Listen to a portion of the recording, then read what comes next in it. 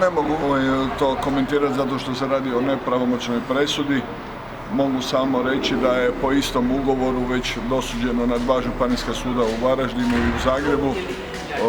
Nešto potpuno suprotno od ovoga, tako da ćemo sačekati pravomoćnost pa onda ćemo znati.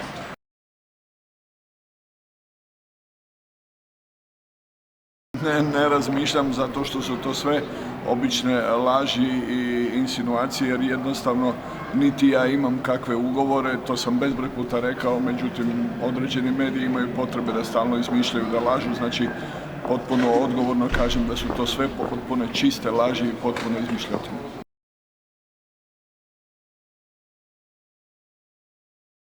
Rekao sam da pojednostavim, znači ne postoji ni jedan igrač na svijetu s kojim ja imam bilo kakav privatni odnos, to je broj 1, znači ponavljam po ne znam enti put, znači ja čak nisam ni u sudskom postupku niti sa Eduardom, a eto vidite komentiram, zato što je to jednog dana davno prije započelo.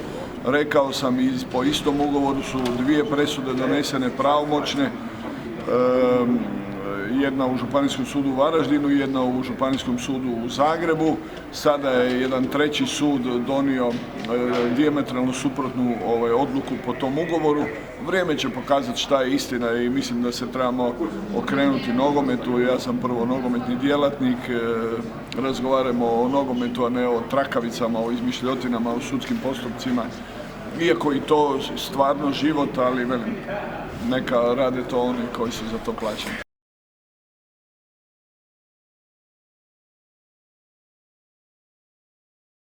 Pa nemam direktno od njega, imam isto kao i vi sa njegovog Facebook profila, odnosno portala koji su to prenesli. Drago nam je da će igrač koji je toliko proveo vremena u našem klubu i toliko dao našem klubu da je našao svoju sreću. Nadamo se da će biti sreća, vrijeme će pokazati. Želimo mu sve najbolje u njegovoj karijeri i nek postigne sve ono što sam želi, a mi ćemo biti sretni jer ćemo govoriti uvijek da je to jedan igrač koji igra u našem klubu.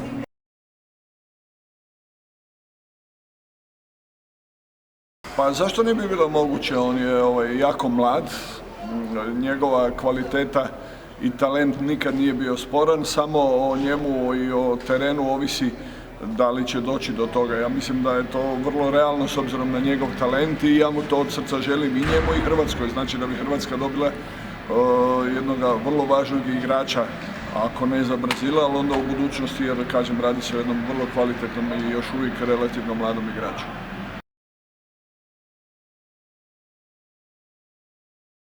Posjetio nas je naš bivši suigrač Novotni, došli su i drugi neki igrači koji igraju u Hrvati u Bundesligi kao Slišković, došlo je puno naših navijača, puno Hrvata, baš je bilo lijepo, osjećali smo se ugodno kao da smo kod kuće i lijepo je da smo ovdje.